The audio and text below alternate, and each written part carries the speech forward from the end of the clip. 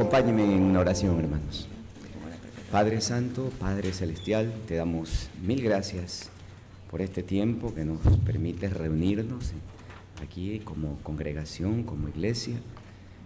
Y ahora queremos rogarte, Padre, que continúes bendiciéndonos a través del estudio de tu palabra, a través del entendimiento, Señor, de tus principios, de tus mandatos, Señor, y de todos tus juicios, Padre. Que el día de hoy podamos experimentar ese crecimiento espiritual anhelado, deseado, encontrando las verdades y todos aquellos tesoros que se convierten en esos torrentes de bendiciones para nuestras vidas espirituales.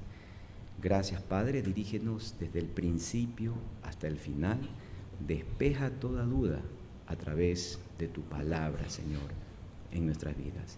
En el nombre de Jesús. Amén. Continuamos alabando al Señor, hermanos.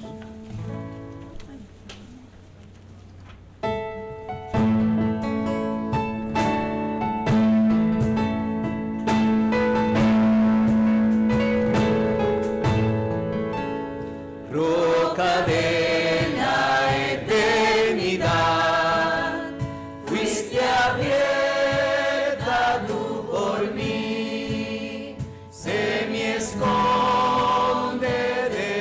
fiel, solo encuentro paz en ti, rico, limpio manantial, en el cual lavado fui.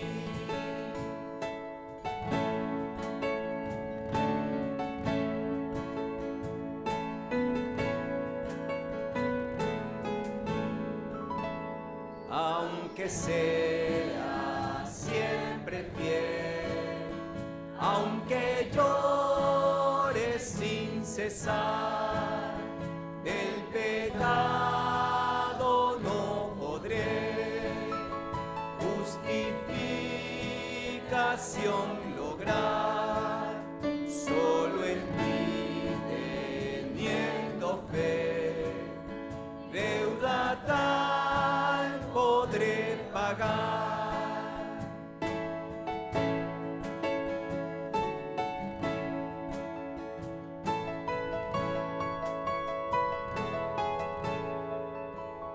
Mientras haya de vivir y al instante de expirar, cuando vaya a responder en tu augusto tribunal, sé mi escondedero fiel, roca de la eternidad. Amén, hermanos. Amén.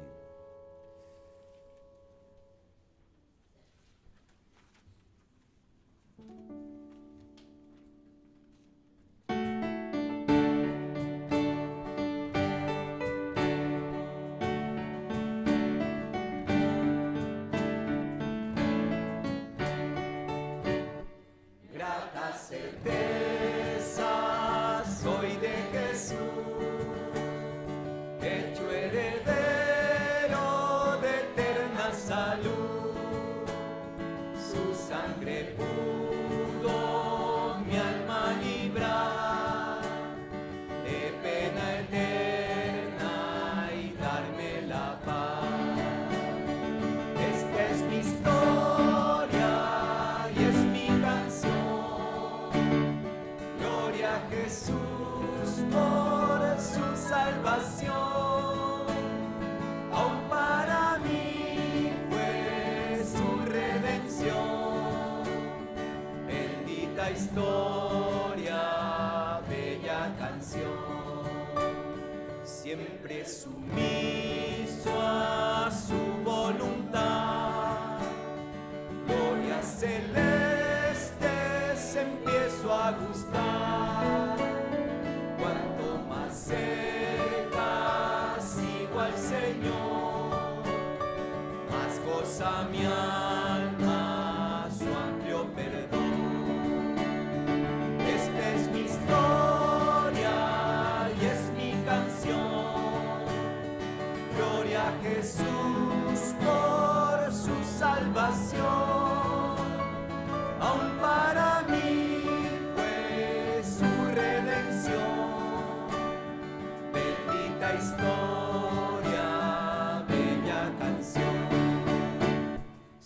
siempre confiando encuentro en Jesús.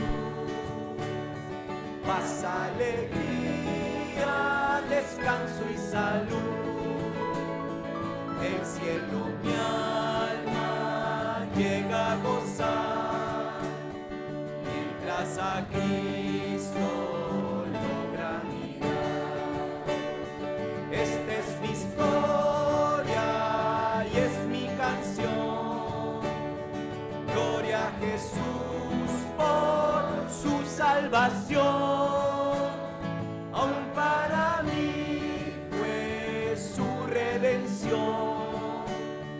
Bendita historia, bella canción.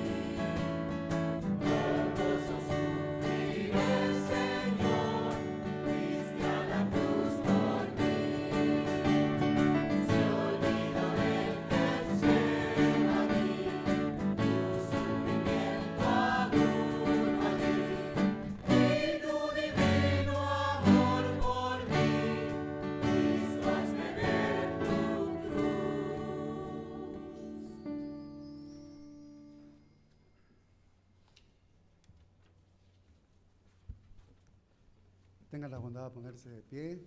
Abrimos nuestras Biblias en el Salmo 2, Salmo número 2.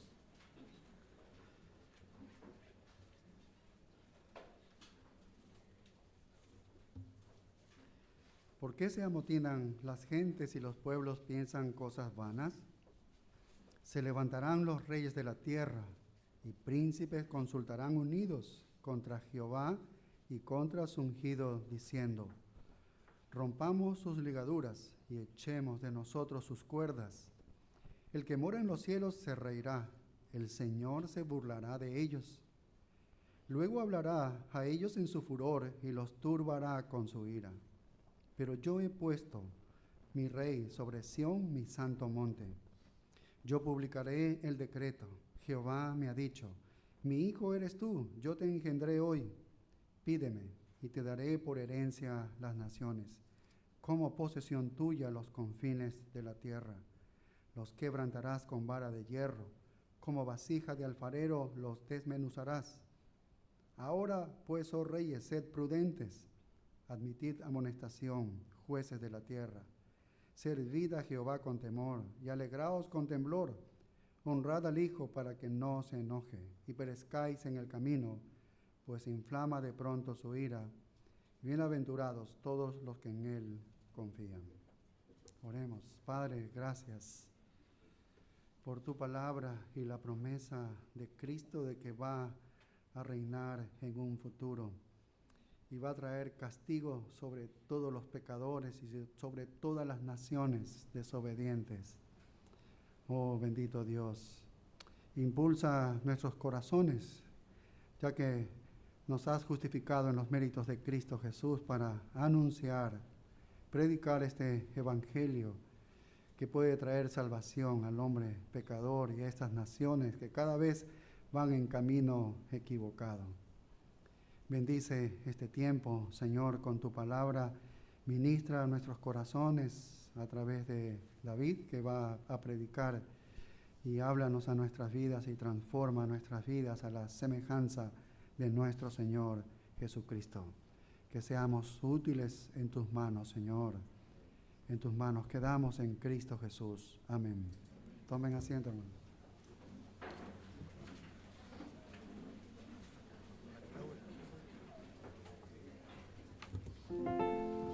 Continuamos alabando al Señor, hermanos.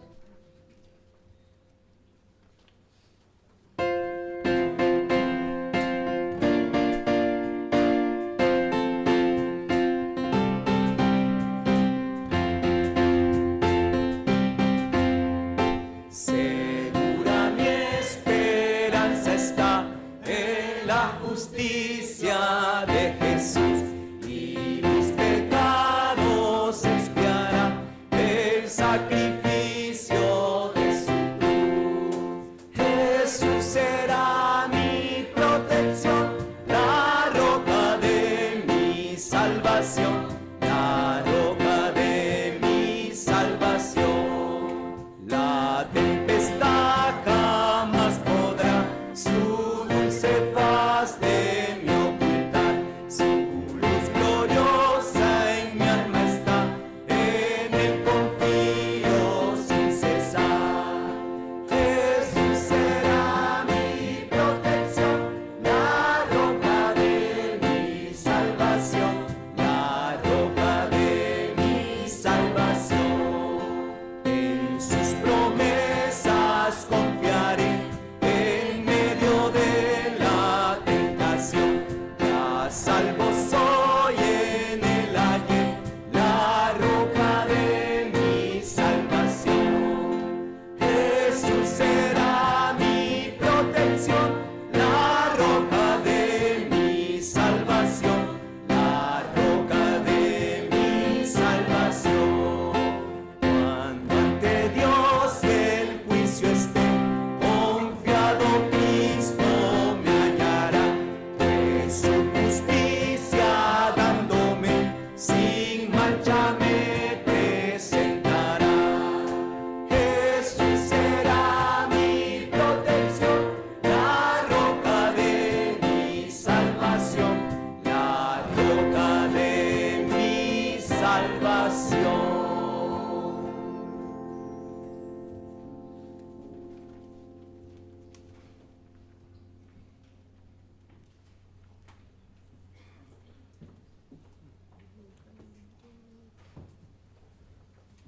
Como que algo faltó, ¿no? Una canción más. Estoy desubicado, hermanos. El horario este de la luz nos está afectando, o a mí solo. Bueno, hermanos, damos gracias a todos los que estuvieron ayudándonos ayer en la conferencia.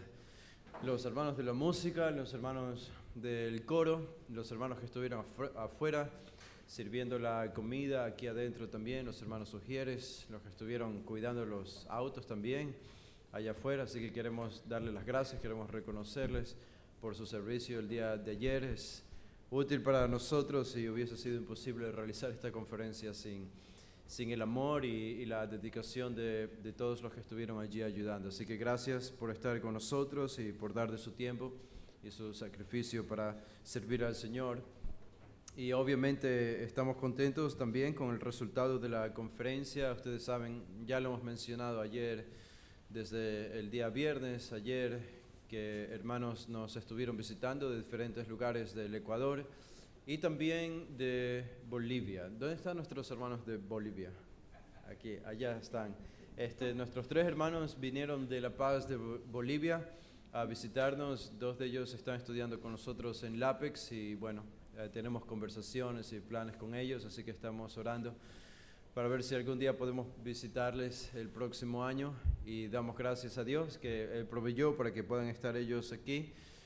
y es parte de lo que estamos haciendo, así que les pedimos que sigan orando por LAPEX, por el entrenamiento de hombres, estas conferencias que realizamos y bueno, ahora obviamente en esta conferencia David también que está acompañándonos y damos gracias a Dios por todo esto. Ha sido una semana ajetreada de expectativas a veces por esto de la luz, cosas que no esperamos, pero también damos gracias a Dios por las personas que nos ofrecieron y nos prestaron un generador. Así que tuvimos luz el día de ayer y el día de hoy también. Ahorita estamos funcionando con el generador.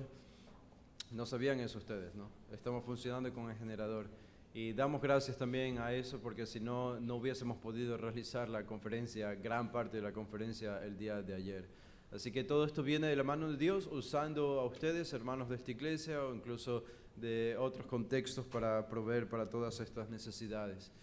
Bueno, hermanos, solo comunicarles también como parte de estos anuncios que vamos a continuar pensando acerca de los miércoles. No sé yo ahorita exactamente si habrá luz el miércoles en la noche en esta área de la iglesia, pero de eso va a depender si nos reunimos el día miércoles como estudio bíblico o no, pero seguramente se los vamos a anunciar por las redes sociales o por el WhatsApp. Les avisaremos tan pronto esta semana, lunes, martes, para que ustedes puedan saber, pero lo que sí no es negociable, ustedes saben, son los días domingos, así que el día domingo nos vamos a encontrar aquí. Y aunque no sé yo todavía el horario, pero en alguna hora vamos a tener el culto el próximo domingo. Eso no va a cambiar para nosotros, así que vamos a tener en cuenta eso.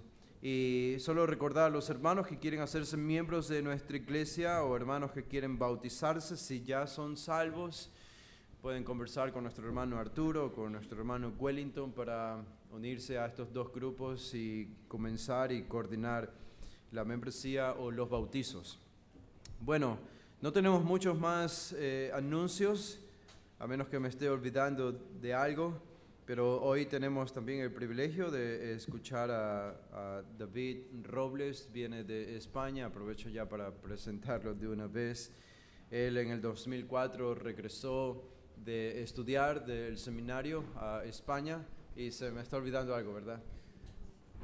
Dar la bienvenida a los que nos visitan por primera vez. ¿Hay alguien que nos esté visitando por primera vez? Puede ser que alguien haya venido por la conferencia de otro lugar y se haya quedado este día de hoy aquí por primera vez. Tenemos algunos que nos visitan aquí por primera vez, allá atrás también. Bueno, van a recibir un pequeño papel para que ustedes puedan llenarlo, un pequeño formulario, y lo pueden poner ahí en la bolsa de las ofrendas o al final devolvérselo a alguno de los hermanos ujieres. Pero siempre queremos reconocer a las personas que nos están visitando por primera vez, darles una bienvenida, reconocerlos y esperar y desear que la palabra del Señor obre en ustedes, en sus corazones el día de hoy, y que puedan seguir visitándonos en esta iglesia. Esta congregación está abierta para ustedes, obviamente, así que les extendemos esa invitación cordial. Y bueno, como estaba diciendo David, que regresó en el 2004 a España para unirse al liderazgo de la Iglesia Bíblica en León, en España, y posteriormente a esto, bueno, comenzar a pastorear esta iglesia hasta el día de hoy. También iniciaron lo que es el seminario de Berea. Ellos entrenan hombres, entrenan a pastores, ya tienen más de 200, alrededor de 230, creo, graduados, que están sirviendo en diferentes contextos, países, ciudades de España o incluso fuera de España también, como en Portugal. Así que el Señor ha utilizado este seminario tremendamente, es un ejemplo para nosotros. No es porque David está aquí que lo digo, ustedes son conscientes, al menos los de LAPEX, que lo he dicho también antes, y es un buen modelo para seguir. Nosotros, yo personalmente sigo aprendiendo de David. Él es mi supervisor, así que él está aquí para supervisar el ministerio. Si tienen alguna queja de mí, pueden ir a él, y espero que no sea así. Pero él está aquí para, recibo aliento de él, ánimo a todos nosotros, mi papá también, y si hay alguna corrección también la recibimos de David, si es necesaria. Pero bueno, damos gracias a Dios por la vida de él, cómo le ha usado, le sigue usando en diferentes contextos y especialmente allí en España. Así que vamos a pasar ahora el tiempo de las ofrendas, y después de esto y de algún especial vamos a tenerlo a David ministrando la palabra para nosotros. Vamos a orar. Padre, te damos gracias, Señor, por este tiempo. Gracias por proveer de todas nuestras necesidades. Tú eres fiel, Señor, y no nos falta nada que necesitemos. Tus promesas son fieles y permanecen latentes en nuestra mente, escritas en tu palabra, y nos las recuerdas cada vez que vamos a ella o cada vez que elevamos una oración y una petición a ti. Utiliza, rogamos, estas ofrendas para el avance de tu reino, para la proclamación de tu palabra. Utiliza la generosidad de todos los hermanos que están aquí presentes para dar generosamente, sacrificialmente, dar con alegría. Bendice sus corazones, multiplícales lo que ellos dan, Señor, y que podamos palpar la alegría y la bendición que es dar, y dar para el ministerio y dar para las misiones. Y Padre, pedimos, Señor, que tú des sabiduría también a todos nosotros aquí, a esta iglesia, para saber destinar estas ofrendas para el mejor uso posible, de mayor redundancia para tu gloria. Es nuestro deseo y petición. Oramos esto en el nombre de Jesús. Amén.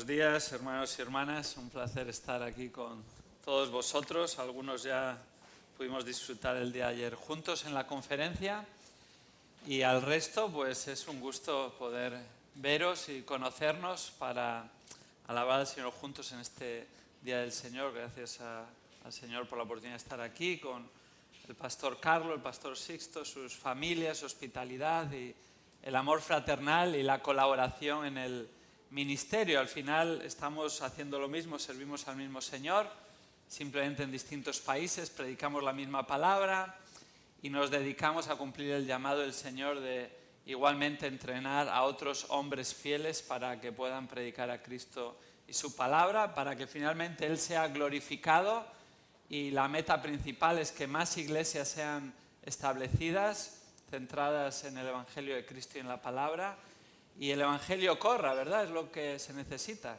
Cada uno de nosotros, el Evangelio ha transformado nuestras vidas, y no solo nuestra vida ahora, sino la esperanza eterna que tenemos, y sabemos que es lo más preciado y la mayor necesidad de los hombres. Así que a eso nos dedicamos y es un privilegio poder pues venir aquí y ver lo que el Señor está haciendo en este país, en esta ciudad, cómo está usando a esta congregación y también al Apex, y aún las oportunidades que se pueden abrir de apoyar en otros países para hacer lo mismo. Os invito a abrir vuestras Biblias en Filipenses capítulo 1. En esta mañana vamos a estar considerando los versículos 19 al 26. Filipenses 1, versículos 19 al 26. Y este mensaje se titula Vive para Cristo. Vive para Cristo. Y la pregunta pertinente es, ¿para qué vives? ¿Para qué estás viviendo? En otras palabras, ¿en torno a qué gira tu vida? Durante siglos los seres humanos han buscado y siguen intentando averiguar cuál es el sentido de la vida.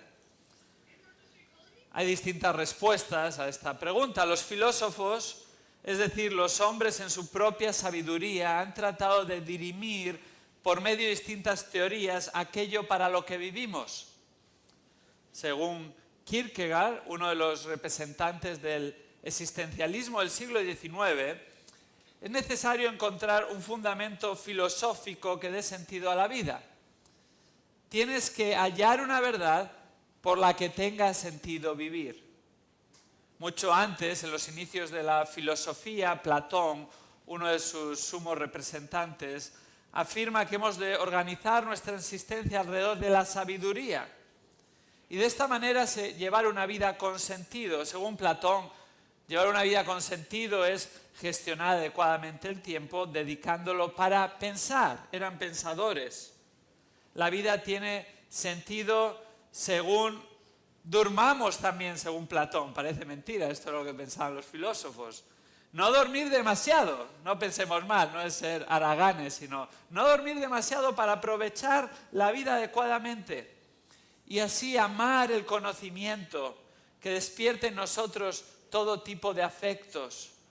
Una vida con sentido, según Platón, rechaza las riquezas y detesta el dinero para alcanzar la sabiduría.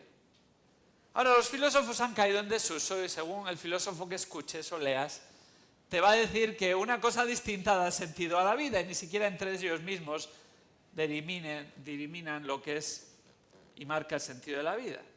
La pregunta sigue en el aire, ¿para qué vivimos?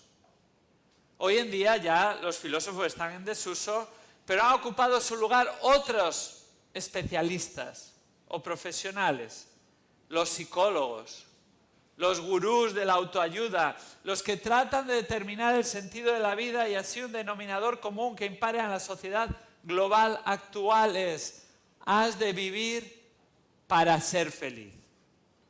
Eso es lo que mueve a la gente en la vida, ser feliz. Y así están en una continua búsqueda y persecución incansable de la felicidad. Has de perseguir aquello que te da placer, lo que te satisface, con un sentido exacerbado del hedonismo que no tiene límites. Y así lo que produce este tipo de filosofía, este tipo de enfoque psicológico, gurús de autoayuda, no es ni más que menos que personas insatisfechas, insaciables, descontentas con la vida. ¿Para qué vivir? ¿Para qué vivimos? Bueno, como cristianos tenemos una respuesta en las Escrituras y es muy distinta a la de los filósofos o los psicólogos, los sociólogos o cualquier otro grupo de sabios humanos. Como cristianos vivimos para Cristo. Para Cristo vivimos y por Cristo vivimos, nuestro Señor y Salvador, aquel que entregó su vida en nuestro lugar para perdonar nuestros pecados y reconciliarnos con Dios. Él es el que da sentido a nuestra existencia, no solo en esta vida, sino sentido para la vida venidera. Es el único merecedor de ser hegemónico en nosotros y de esta manera que nuestra vida gire en torno a Él. Su voluntad y su regreso ha de ser central para los cristianos. Y así solo Cristo genuinamente satisface, sacia y produce contentamiento en nuestros corazones, independientemente de las circunstancias. Solo Cristo puede hacer esto. Y aquí en Filipenses capítulo 1, versículos 19 al 26, vemos cómo podemos vivir para Cristo en medio de cualquier circunstancia. ¿Cómo podemos vivir para Cristo independientemente de las circunstancias en nuestra vida? Fijémonos, leamos juntos estos versículos. Dice así la palabra de Dios. Porque sé que esto resultará en mí liberación mediante vuestras oraciones y la suministración del Espíritu de Jesucristo, conforme a mi anhelo y esperanza de que nada seré avergonzado, sino que con toda confianza, aún ahora como siempre, Cristo será exaltado en mi cuerpo, ya sea por vida o por muerte. Pues para mí el vivir es Cristo y el morir es ganancia. Pero si el vivir en la carne esto significa para mí una labor fructífera, entonces no sé cuál escoger, pues de ambos lados me siento apremiado, teniendo el deseo de partir y estar con Cristo, pues eso es mucho mejor. Y sin embargo, continuar en la carne es más necesario por causa de vosotros.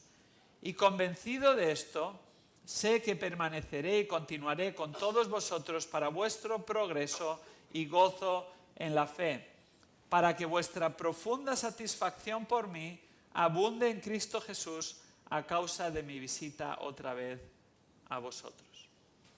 Estos versículos que acabamos de leer nos muestran cómo podemos vivir para Cristo en medio de cualquier circunstancia, en medio de cualquier situación. Y Pablo, el apóstol Pablo, movido por el Espíritu, escribe estas palabras inspiradas por Dios en esta epístola a los filipenses.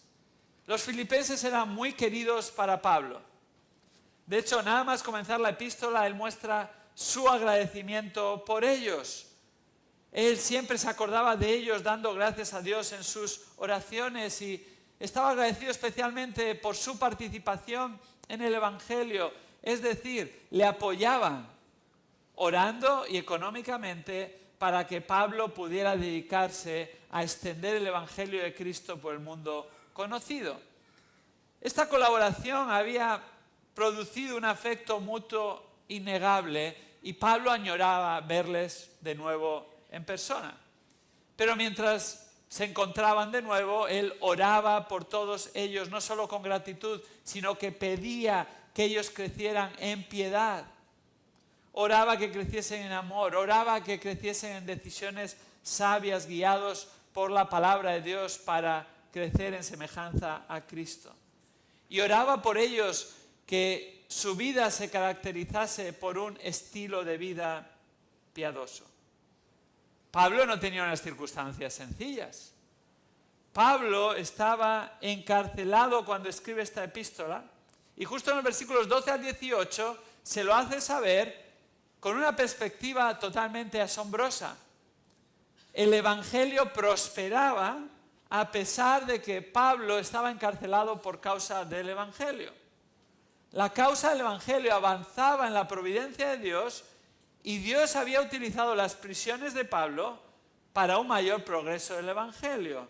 ¿De qué manera? Llegando a personas que de otra forma hubiera sido imposible alcanzar. Había llegado el Evangelio a los soldados de la Guardia Pretoriana que le custodiaban en su arresto domiciliario en Roma. Y no solo a la Guardia Pretoriana, que probablemente, si no pasó toda la Guardia Pretoriana, prácticamente toda la Guardia Pretoriana en turnos, que tenían que pasar al lado de Pablo, escuchó el Evangelio, sino que también la casa del César había sido alcanzada, algunos de la casa del César había sido alcanzada por el Evangelio, a los cuales él manda saludos. Y todo esto por estar encarcelado, lo que aparentemente era un impedimento para el Evangelio, Dios lo había utilizado en su providencia, en su soberanía, para un mayor progreso del Evangelio. Y lo interesante es que el plan de Pablo siempre había sido ir a Roma, pero nunca había esperado que iba a ir a Roma en una travesía por el Mediterráneo, que iba a naufragar, que el Señor iba a salvar su vida no solo del naufragio, sino de que los soldados romanos pretendían matarle. Y posteriormente iba a llegar a Roma y en su arresto iba a ser un altavoz para el Evangelio, para llegar a personas que de otra manera nunca el Evangelio hubiera alcanzado. Así la causa del Evangelio avanzaba por la proclamación de Cristo. Sí, algunos proclamaban a Cristo por buena voluntad, otros por rivalidad, pero finalmente Pablo tenía una respuesta piadosa y él se gozaba de que Cristo de una manera u otra fuese predicado.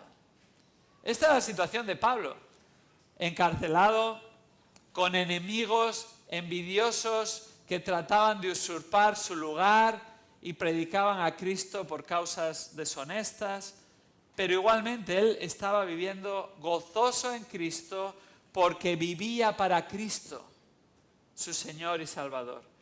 Y esto es lo que permea las palabras que acabamos de leer en Filipenses capítulo 1, versículos 19 al 26.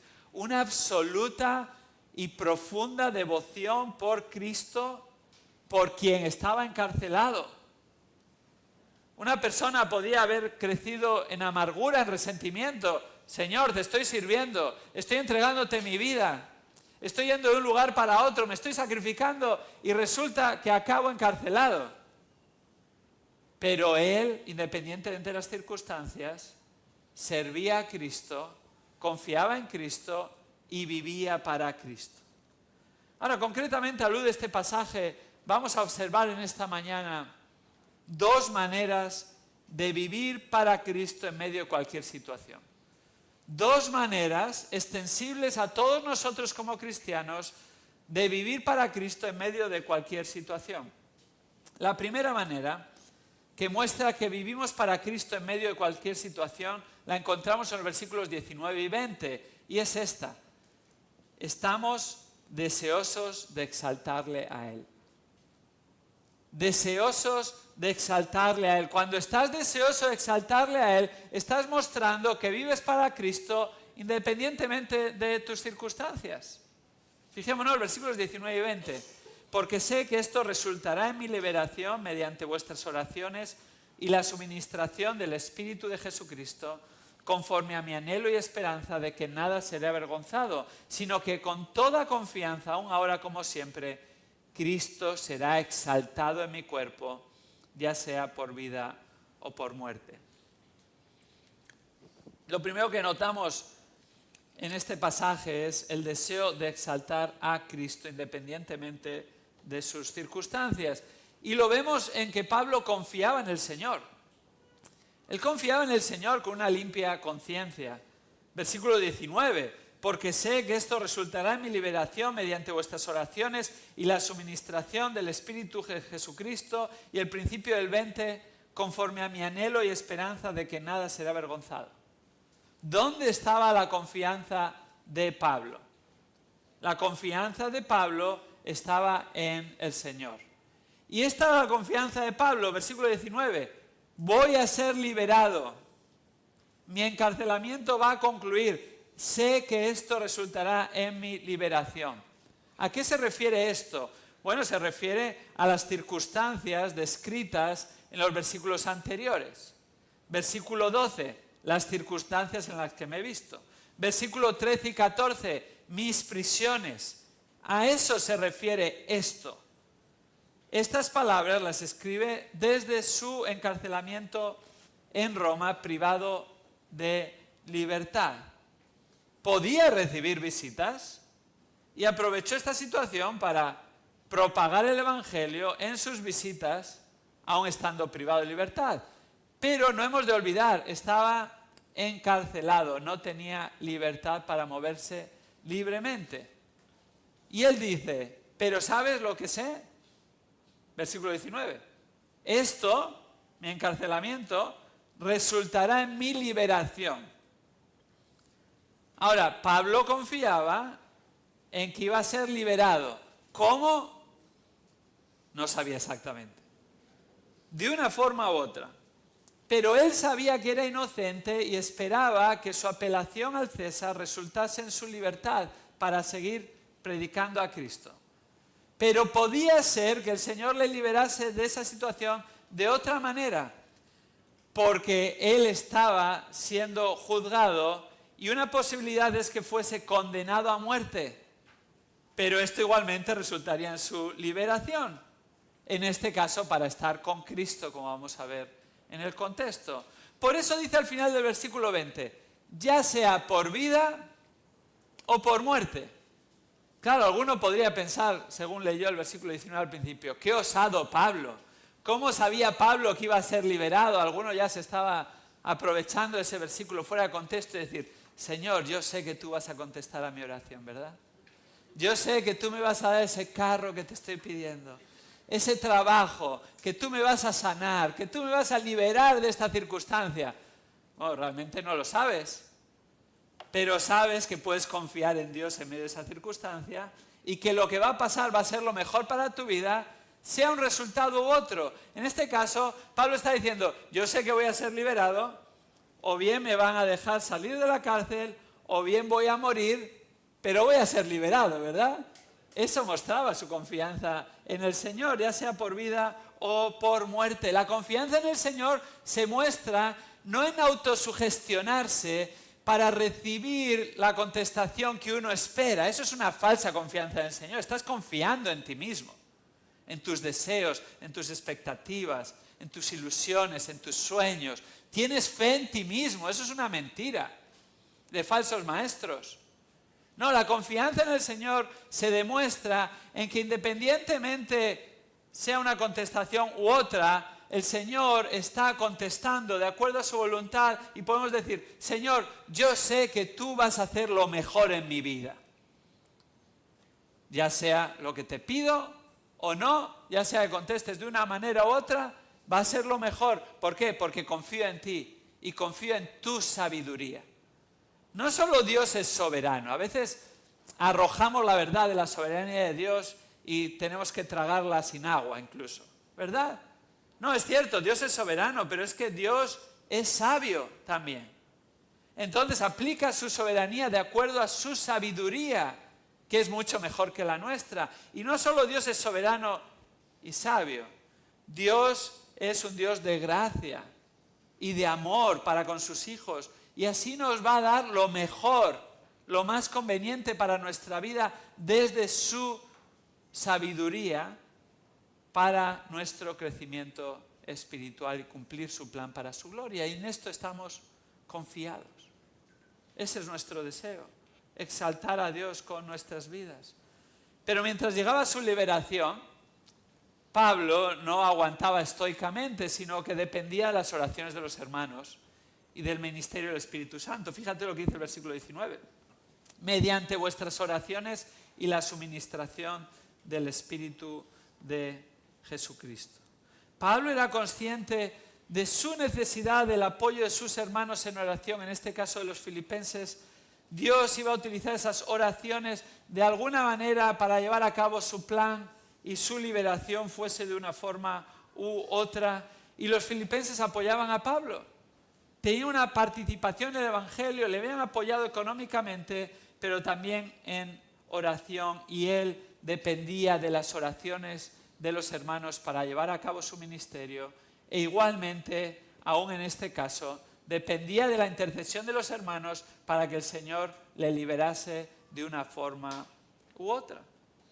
Fíjate, en algunos ejemplos, en otros pasajes, Pablo pedía que los hermanos intercediesen por él. A la iglesia en Roma, en Romanos 15, versículos 30 y 31, dice: hermanos, os ruego por nuestro Señor Jesucristo y por el amor del Espíritu, que os esforcéis juntamente conmigo en vuestras oraciones a Dios por mí. ¿Para qué? ¿Para qué le pedía oración? Versículo 31, para que sea librado de los que son desobedientes en Judea. Para que sea librado, ¿por qué? Para que tenga una vida más tranquila, placentera, feliz, sosegada. No, para que sea librado, para que pueda seguir predicando el Evangelio, que es a lo que he sido llamado.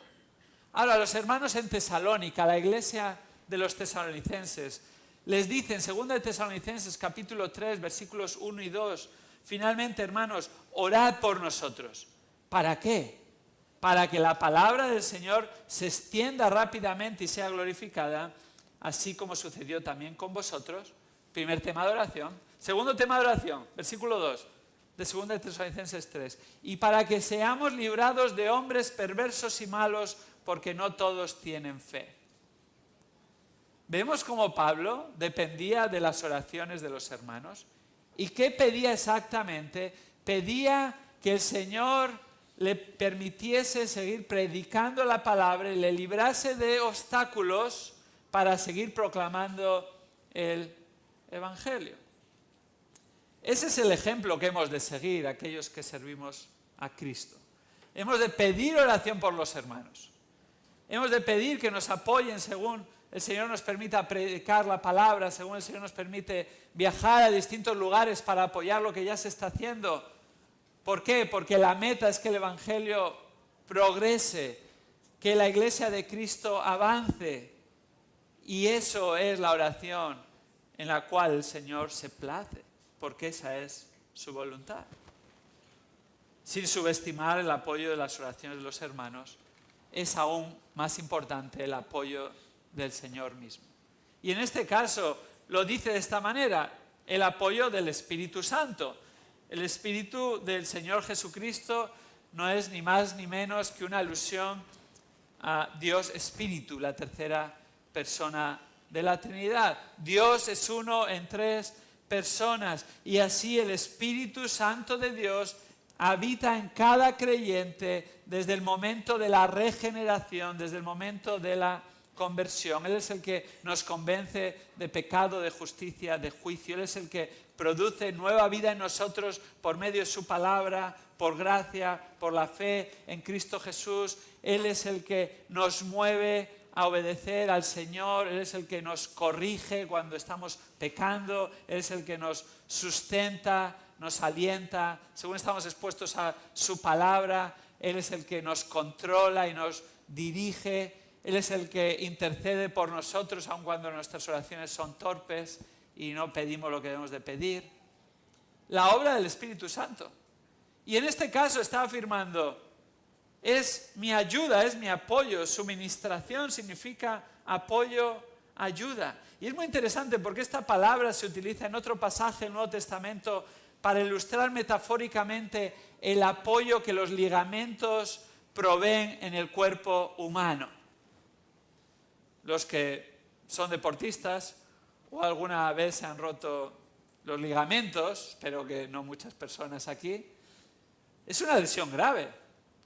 Por ejemplo, un futbolista, cuando tiene rotura de ligamentos de la rodilla, es una lesión gravísima, y si es ligamento cruzado, más grave aún. Suelen estar toda una temporada fuera de combate. ¿Por qué? Porque esos ligamentos son los que sostienen esos músculos y permite que podamos doblar la rodilla, levantarnos, sentarnos, caminar. Cuanto más un deportista de alto nivel. Es el apoyo que se necesita. Esa es la palabra que utiliza ahí en la suministración del Espíritu Santo. Ese es el apoyo realmente que necesitamos. Sin el Espíritu Santo no podemos hacer nada en nuestra vida espiritual ni en nuestro servicio al Señor. Son los dones del Espíritu que hemos de ejercitar en el poder del Espíritu, que mora en nosotros. El Espíritu es el que nos sostiene y Pablo era totalmente consciente de esta verdad. Sí, Pablo estaba encarcelado, pero estaba reconfortado porque era sostenido por el Espíritu Santo y estaba siendo reconfortado por las oraciones de los hermanos. Pero seguía con una incertidumbre. La incertidumbre respecto a la forma de su liberación, pero tenía una limpia conciencia. Versículo 20, conforme a mi anhelo y esperanza de que nada seré avergonzado. ¿Por qué estaba encarcelado Pablo? Versículo 13 nos lo dice, por causa de Cristo. Sus prisiones eran por causa de Cristo. Es decir, Pablo no era un delincuente.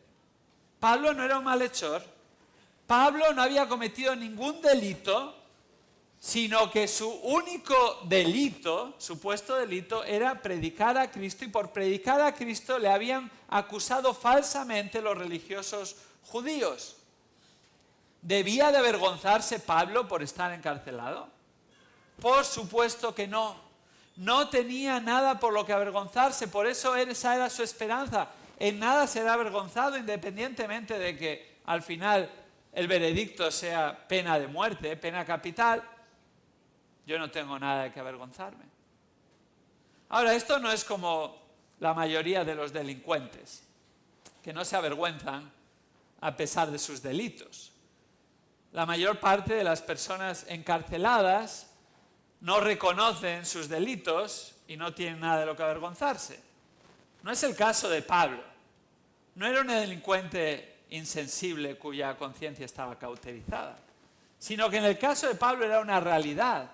Verdaderamente no tenía de nada de lo que avergonzarse porque todo lo que había hecho era predicar a Cristo. Y así recordamos sus palabras paradigmáticas que son aplicadas en esta situación en Romanos 1:16. No me avergüenzo del Evangelio y no me avergüenzo de estar encarcelado por el Evangelio, porque no me avergüenzo de Cristo mi Señor y Salvador.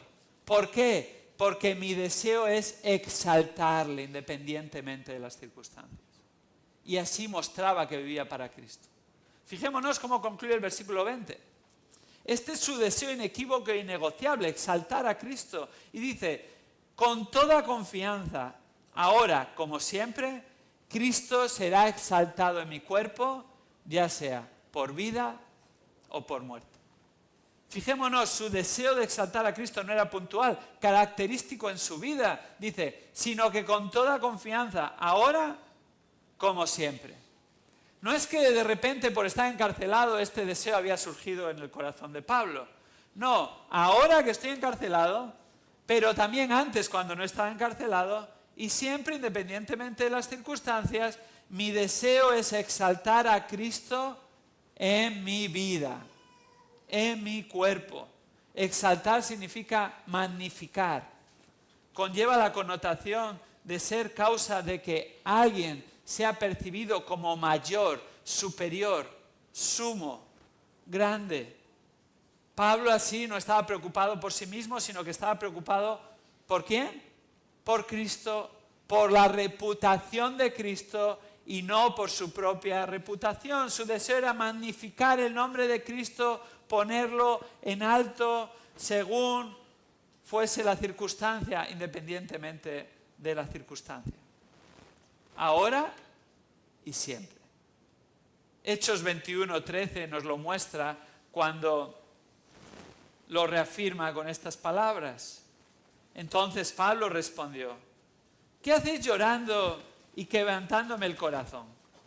Porque listo estoy no solo a ser atado, sino también a morir en Jerusalén por el nombre del Señor Jesucristo. Esto sucede cuando sus más cercanos le están tratando de reconvenir que no vaya a Jerusalén, porque sabían lo que iba a pasar si iba a Jerusalén.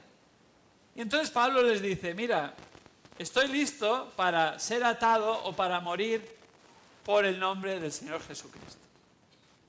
Vemos como no era algo puntual en Roma y en la carta a los Filipenses, sino que ahora y siempre este era el deseo de Pablo, por lo que caracterizaba su vida.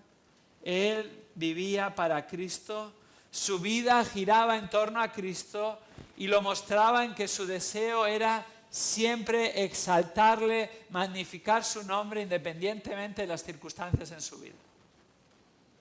Que nuestra vida va bien, gloria a Dios por ello, exaltemos a Cristo en medio de esa situación, no nos autoexaltemos o pensemos que hemos hecho algo merecedor de que la vida vaya bien, ya sea en la salud, ya sea en la familia, ya sea en los negocios, ya sea en el trabajo, ya sea en la iglesia. Exaltamos a Cristo si las cosas van bien. Ahora, cuando las cosas van mal, igualmente en el trabajo, en los negocios, en la salud, en la familia, en la iglesia, buscamos exaltar a Cristo respondiendo de una manera piadosa que produce fruto espiritual independientemente de las circunstancias. Eso es en la práctica una muestra de que deseamos exaltar a Cristo, poner el nombre de Cristo en alto. Y anteponemos sus intereses a nuestros intereses, anteponemos su nombre a nuestro nombre, su gloria a nuestro beneficio. Hace unos meses salió una docuserie de un deportista. Yo jugué muchos años al baloncesto y en realidad es mi deporte favorito por encima del fútbol. Y uno de los jugadores que más me gustaba ver jugar era Pau Gasol, que ganó 2 anillos de la NBA junto con Kobe Bryant en los Lakers ya hace unos 15 años. Y esta docuserie se titulaba Los anillos de Pau Gasol. Y hablaba de cómo Gasol llegó a los Lakers, cómo ganó esos 2 anillos, cómo retiraron su camiseta en señal de honor, cómo incluso entró al renombrado Salón de la Fama. Y se centraba este documental en un momento dado de cómo cambió de equipo y fue de los Memphis a Los Ángeles, y en Memphis Gasol era la estrella, era el jugador franquicia, era el número 1, era el que le pasaban la pelota en los momentos en los que había que anotar, y era el que más tiros a canasta tenía cada partido. Pero se fue a Los Ángeles Lakers, y entonces según llegó allí, le preguntaron cómo iba a ser jugar con Kobe Bryant. Kobe Bryant, que era el jugador franquicia de Los Ángeles Lakers, uno de los mejores jugadores de baloncesto de todos los tiempos, y un periodista le preguntó a Gasol, ¿cuál va a ser tu rol en el equipo? ¿Le vas a discutir a Kobe Bryant el liderazgo de los Lakers? Y Gasol en ese documental responde, no he venido a los Lakers para discutir el liderazgo de Kobe, sino para apoyarle y contribuir a que sea o un mejor jugador y su leyenda se agrandara. ¡Qué humildad! Aparente humildad al menos, y más en un jugador de primera fila. No había discusión. Para él Bryant era el número 1 y él estaba ahí para apoyar a Bryant y que Bryant fuera aún mejor jugador y que él brillase más. Y no fueron solo palabras, sino que luego en el equipo él lo demostró. Hermanos, los creyentes existimos para exaltar a Cristo, para que Cristo sea el número 1, para magnificar a aquel que es realmente la franquicia de la cristiandad. Somos cristianos, somos seguidores de Cristo. Cristo no existe para nuestro beneficio, sino que nosotros existimos para exaltarle a Él. Nuestra vida tiene que girar en torno a Él y lo vamos a mostrar según vivimos para magnificar su nombre. ¿Cómo podemos hacerlo? Bueno, varias maneras podemos hacerlo en nuestra vida. Una de ellas es proclamando continuamente a Cristo. ¿Cómo Pablo exaltaba a Cristo? Proclamando a Cristo independientemente de las circunstancias. Tú también puedes decir, mira, pero es que tú no conoces a mi familia. Les he hablado de Cristo tantas veces. O no conoces a mis compañeros de trabajo, no tienen ningún interés en Cristo. Bueno, evidentemente no conozco ni a tu familia, ni a tus compañeros de trabajo, ni conozco la receptividad que hay del Evangelio en Guayaquil, ni en Ecuador, probablemente mayor que en España. Pero da igual. ¿Sabes por qué? porque Pablo pronuncia estas palabras en la cárcel. ¿Cuánta receptividad estaba teniendo en la cárcel? ¿Cuánta receptividad crees que tenía de los romanos y de los soldados de la Guardia Pretoriana? Pero no le importaba, porque él buscaba exaltar a Cristo siendo fiel en su cometido, que es proclamar a Cristo. ¿Cómo podemos exaltar a Cristo? No solo proclamando a Cristo fielmente, independientemente del resultado, sino viviendo para Cristo. ¿Cómo vivimos para Cristo? Bueno, vivimos para Cristo según crecemos en su conocimiento. Según crecemos en someternos a aquello que conocemos que es su voluntad para nuestra vida. Vivimos para Cristo según le entregamos el control, deseando cumplir su voluntad en lugar de la nuestra. Vivimos para Cristo cuando los maridos amamos a nuestra esposa y crecemos en amar a nuestra esposa sacrificadamente como Cristo amó a la iglesia. Ahí estamos demostrando que vivimos para Cristo.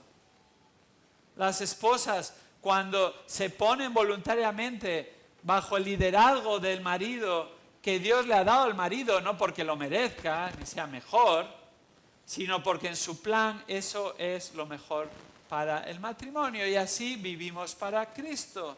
Vivimos para Cristo cuando instruimos a nuestros hijos según los caminos del Señor, cuando corregimos a nuestros hijos según los caminos del Señor. Vivimos para Cristo cuando le damos el lugar a su iglesia que merece, siendo la prioridad y central en nuestra vida. Vivimos para Cristo cuando en lugar de criticar a la iglesia, los hermanos de la iglesia o sus pastores o cualquier otro miembro de la iglesia, hablamos bien de la iglesia porque es la iglesia de Cristo y buscamos exaltarlo. Nuestro deseo es exaltar a Cristo en la salud y en la enfermedad, en la riqueza, en la pobreza, en la vida o en la muerte. Y en eso hemos de animarnos unos a otros a vivir para Cristo, deseando exaltarle independientemente de las circunstancias. Pero ¿sabes qué? No podemos hacerlo en nuestra propia capacidad. No podemos hacerlo en nuestras fuerzas, sino que necesitamos apoyarnos unos a otros en oración, siendo sostenidos y edificados por el Espíritu Santo de Dios que mora en nosotros según somos expuestos a la palabra de Dios. Y Él es el que va a producir el fruto en nosotros. Así nosotros nos dedicamos con temor y temblor a ocuparnos en nuestra salvación. ¿Por qué? Porque como dice Filipenses 2, 12 y 13, porque Dios es el que produce en nosotros tanto el querer como el hacer por su buena voluntad o para su beneplácito, para su exaltación. En esto confiamos. En este pasaje de Filipenses 1, 19 al 26, observamos dos maneras de vivir para Cristo en medio de cualquier situación, independientemente de las circunstancias. La primera de ellas, versículos 19 al 20, es que estamos deseosos de exaltarle. La segunda manera de vivir para Cristo en medio de cualquier situación la vemos en los versículos 21 al 26 y es esta: estamos determinados a centrarnos en Él. No solo exaltarle a Él, sino determinados a centrarnos en Él. Versículos 21 al 26, fijémonos cómo prosigue el pasaje. Pues para mí el vivir es Cristo y el morir es ganancia. Pero si el vivir en la carne esto significa para mí una labor fructífera, entonces no sé cuál escoger. Pues de ambos lados me siento apremiado, teniendo el deseo de partir y estar con Cristo, pues eso es mucho mejor. Y sin embargo, continuar en la carne es más necesario por causa de vosotros.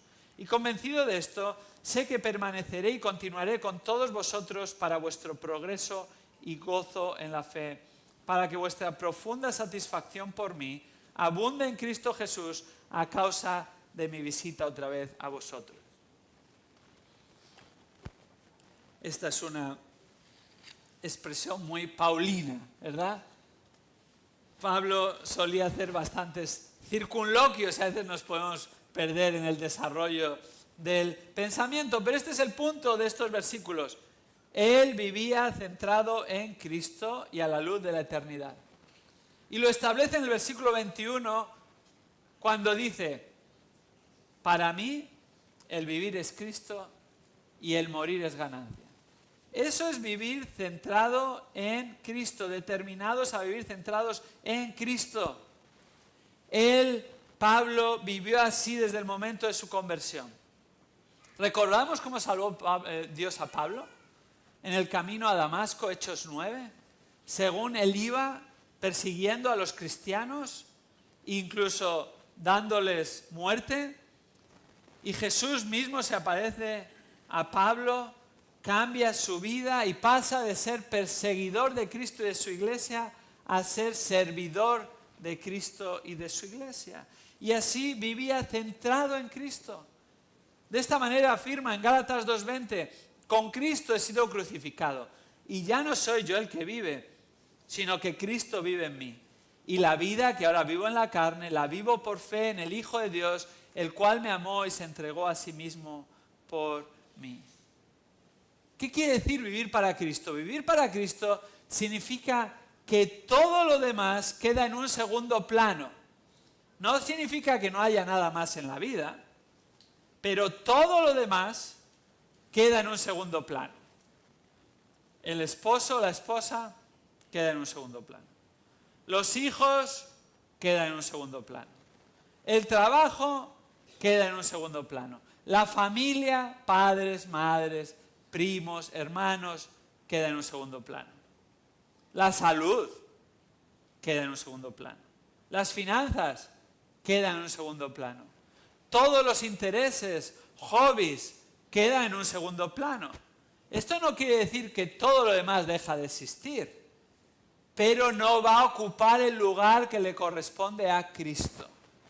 Eso realmente es vivir para Cristo. ¿Luchamos con esto? Por supuesto que luchamos. Cotidiana y diariamente hay varias cosas que quieren ocupar el lugar que le corresponde a Cristo. Y como cristianos hemos de recordarnos, no, vivo para Cristo. ¿Por qué? Porque Él entregó su vida por mí y porque ahora tengo una nueva vida en Cristo, quiero vivirla para su honra y Él es el centro de mi vida. Siempre hemos de volver a ese lugar. Nada ni nadie ha de ocupar el lugar de Cristo. Esta afirmación no la hace a la ligera, sino que añade, versículo 21, y el morir es ganancia. ¿Por qué? Porque parte de vivir centrados en Cristo y vivir para Cristo es vivir a la luz de la eternidad. No vivimos como si esta vida fuese todo. Sabemos que esta vida va a acabar. No estamos aquí para vivir eternamente en esta tierra. Y entonces vivimos a la luz de la eternidad y con esa esperanza cierta, con la esperanza cierta al regreso de Cristo, vivimos para Cristo y podemos unirnos a Pablo y decir, el morir es ganancia. ¿Por qué es ganancia? Porque voy a estar con Cristo, ausente del cuerpo, presente con el Señor. Y si el Señor Jesucristo regresa antes de que muramos, cuando regresa por su iglesia, iremos con Él, seremos transformados, como dice en 1 Tesalonicenses 4. Pero lo más seguro, no estamos seguros, pero lo más seguro es que la mayoría, como los creyentes que nos han precedido, tengamos que probar la muerte si el Señor no viene antes. Esa es una certeza, todos nacen y todos mueren. Ahora hemos de entender, la muerte es la puerta a la eternidad. Por eso es ganancia. Esto no está diciendo que la muerte es beneficiosa en sí mismo. Esto no es un pensamiento suicida. Esto no está justificando a alguien que dice, bueno, si la muerte es ganancia, pues venga, vamos a morir lo antes posible. No está diciendo eso. La muerte no es bonita, la muerte no es agradable, la muerte es consecuencia del pecado y así nadie está legitimado para acabar con su vida antes de que Dios lo determine. Hemos de entender, la muerte no es un paseo por el campo un día soleado, sino que es transitar por el valle de sombra, como el Salmo 23 afirma.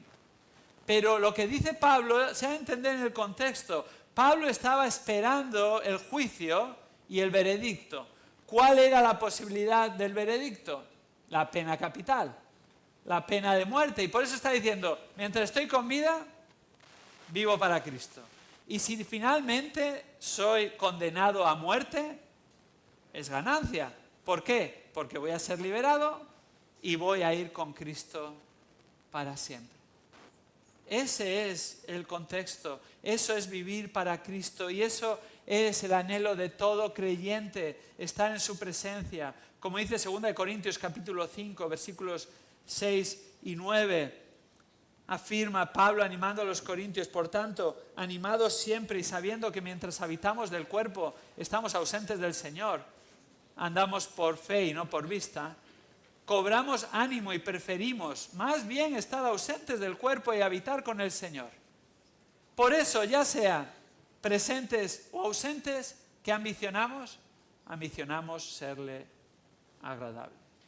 Este es el deseo de un creyente. Un creyente que vive para Cristo. Cristo es el centro, ya sea en vida o ya sea en muerte. Ahora, en el resto del pasaje, Pablo desarrolla la idea de ¿qué me conviene más? ¿Qué me conviene más? Y la verdad es que Pablo duda. Los versículos 22 al 26 nos muestra, en primer lugar, los versículos 22 al 24, sus dudas de qué sería mejor. ¿Es mejor seguir con vida o es mejor ir con el Señor? Fijémonos en los versículos 22 al 24. Pero si el vivir en la carne, mantenerse con vida, esto significa para mí una labor fructífera, entonces no sé cuál escoger. Pues de ambos lados, seguir viviendo, ir con Cristo, me siento apremiado. Teniendo el deseo de partir y estar con Cristo, pues eso es mucho mejor. Y sin embargo, continuar en la carne es más necesario por causa de nosotros.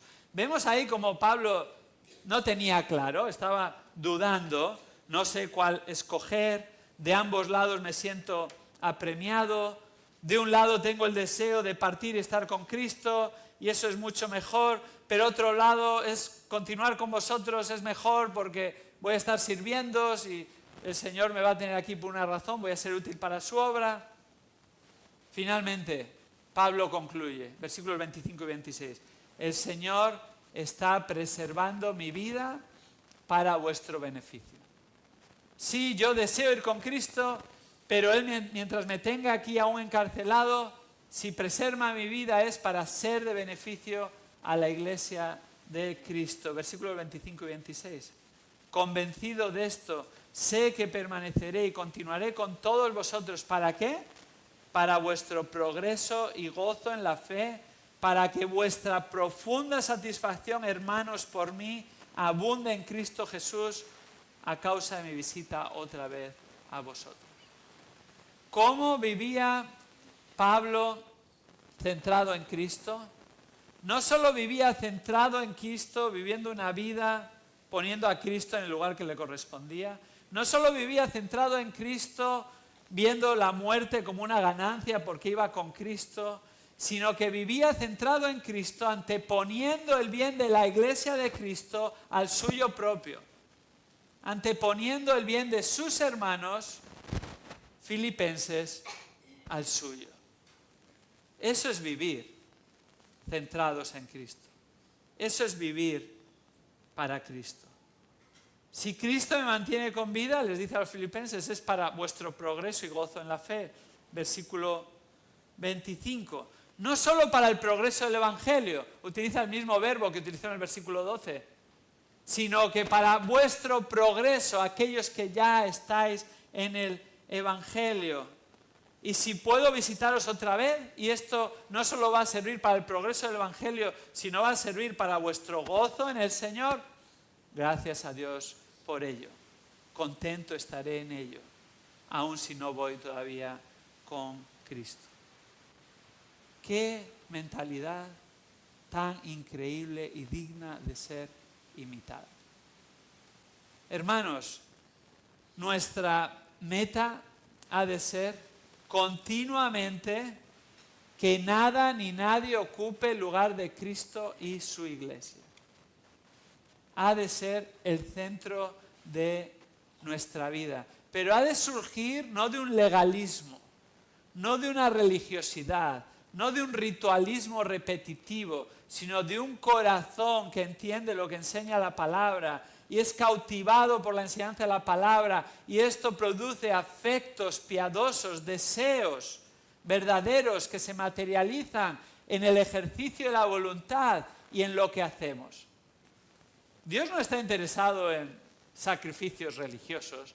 Una y otra vez confrontó al pueblo de Israel porque de labios le honraba, pero su corazón estaba muy lejos de él, y él les aplicó la profecía de Isaías 6, hipócritas, este pueblo con sus labios me honra, pero su corazón está muy lejos de mí, ahí en Marcos 7.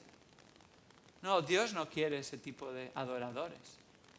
No, quiere que sus hijos realmente le coloquen en el lugar prioritario, porque su corazón ha sido transformado y deseamos crecer más y más en vivir para Cristo. Al final eso es lo que hace alguien que está dedicado a algo. Este año se han celebrado los Juegos Olímpicos de París. Los Juegos Olímpicos, como todos sabemos, se celebran cada 4 años. ¿Qué hace un deportista que anhela participar en los Juegos Olímpicos? Vive para los Juegos Olímpicos todo el ciclo olímpico, esos 4 años. Entrena todos los días para ir a los Juegos Olímpicos. Come para ir a los Juegos Olímpicos teniendo una alimentación condicionada por ese evento. Duerme para los Juegos Olímpicos las horas necesarias para recuperarse. Se abstiene de diversas cuestiones prácticas para ir a los Juegos Olímpicos. Piensa en los Juegos Olímpicos en todo momento, y todo lo que hace o deja de hacer gira en torno a ¿qué? A los Juegos Olímpicos. ¿Qué hace un cristiano? Vive para Cristo. Hace o deja de hacer para agradar a Cristo. Toma decisiones condicionadas por lo que Cristo dice en su palabra. Nuestro estilo de vida es de acuerdo a lo que Cristo quiere. Nuestro pasado no determina cómo vivimos, y nuestro futuro lo dejamos en las manos del Señor. Y vivir para Cristo no dura 4 años como un ciclo olímpico, dura toda la vida. Qué bien que dura toda la vida. ¿Qué otra cosa mejor que vivir para Cristo? ¿Qué mejor plan que vivir para Cristo? Porque finalmente esta es la esperanza del cristiano. No solo dura toda la vida, sino vamos a estar con Cristo por la eternidad. Eso es lo que vamos a hacer en los cielos nuevos y tierra nueva. Estar con Cristo para siempre. Aquí en esta tierra estamos entrenándonos. Vivir para Cristo mientras esperamos su regreso o Él nos llama a su presencia. Y así vivir para Cristo, hermanos, no ha de ser circunstancial. Depende de las circunstancias. No ha de ser por conveniencia, depende de aquello que me viene bien o me viene mal, sino que ha de ser un deseo genuino de un creyente que Cristo ha transformado. Todos estamos en proceso. Todos estamos creciendo. Todos necesitamos perseverar en reafirmarnos, en vivir para Cristo. Todos necesitamos examinarnos. ¿Hay algo en mi vida que está peligrosamente ocupando el lugar que no le corresponde en mi corazón? Antes de que se manifieste. Porque cuando se manifiesta es que eso ya ha ocupado el lugar en mi corazón que no le corresponde. Hay algo que realmente hemos de dejar a un lado, no porque es malo ni necesariamente es pecado. Evidentemente lo que es pecado hemos dejado a un lado. Pero a veces hay cosas que no son pecado, pero ocupan el lugar que no le corresponde, y hemos de examinar nuestro corazón y decir, no, esto no ha de ocupar el lugar prioritario en mi vida. Ese le corresponde a Cristo. Y estamos en proceso. Como dice Pablo en Filipenses 3:12, no que ya lo haya alcanzado o que haya llegado a ser perfecto, sino que sigo adelante a fin de poder alcanzar aquello para lo cual también fui alcanzado por Cristo. ¿Qué es esto? La glorificación. Un día llegaremos a ser como Cristo, sin pecado, para siempre con Él. Seremos finalmente semejantes a Cristo, no solo por declaración justificados y santificados en Él, sino en la práctica. y así viviremos para siempre con Él. Mientras tanto, ¿en torno a qué gira nuestra vida? Si salimos a pie de calle y hablamos con las personas comunes y corrientes, la mayor parte de la gente vive para alguna de estas cosas. Viven para el entretenimiento, viven para el amor, viven para la familia, viven para el trabajo, viven para los hobbies, viven para la tranquilidad, viven para la seguridad, viven para la comodidad, viven para el progreso, viven para el dinero. Ahora, nada de esto es malo en sí mismo, pero no ha de ocupar el lugar que le corresponde a Cristo. ¿Para qué hemos de vivir cada uno de nosotros cristianos? Hemos de vivir para Cristo. ¿Cómo se va a manifestar esto en nuestras vidas? Se manifestará por aquello que ocupa nuestra mente y mueve nuestros afectos, que sea Cristo. Se manifestará por aquello que ocupa nuestro tiempo y a lo que nos dedicamos principalmente, que sea Cristo y su palabra. Y se manifiesta en lo que le damos más importancia y es prioritario en mi vida y viene antes. Cuando hay que escoger, escogemos a Cristo. ¿Por qué? Porque deseamos exaltarle y porque queremos vivir centrados en Él. Vivimos para Él porque Él es digno y lo merece. Porque Él mismo dijo en Marcos 8, si alguno quiere venir en pos de mí, si alguno quiere seguirme, niéguese a sí mismo, tome su cruz y sígame. Porque el que quiera salvar su vida la perderá, pero el que pierda su vida por causa de mí, del Evangelio, la salvará. Pues ¿de qué le sirve al hombre ganar el mundo entero si perdiese su alma? De nada. Gracias a Dios que nuestra alma está segura en Cristo. Y ya no tenemos que vivir para ganar el mundo. Es que no queremos ganar el mundo, sino que Cristo nos ha ganado a nosotros. Y ahora queremos vivir para Él, para su gloria. Vamos a orar juntos, hermanos.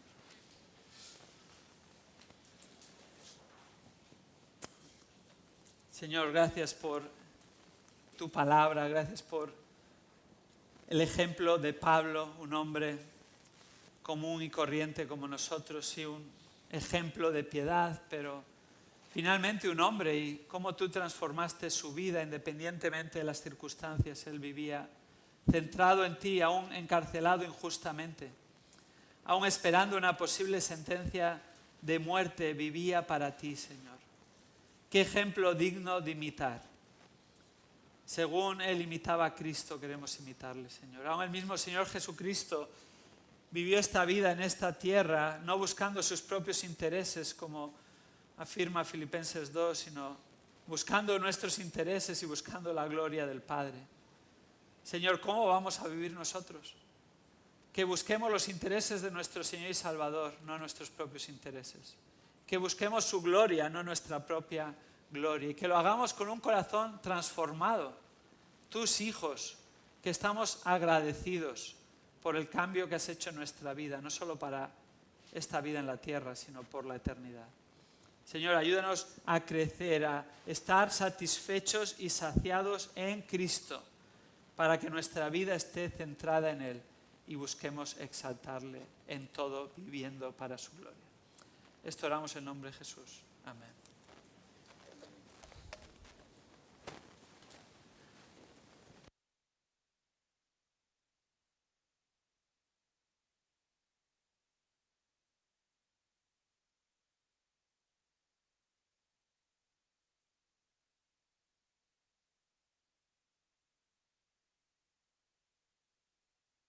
Damos gracias, Señor, y gracias por la predicación de tu palabra, por tu siervo David, y recordarnos la importancia, como Pablo, de vivir para exaltar a Cristo, Señor, en todo lo que hacemos, que estas verdades redunden en nuestra alma, recuerden a nuestra mente las cosas que debemos hacer a lo largo de esta semana y hasta que tú nos lleves a tu presencia.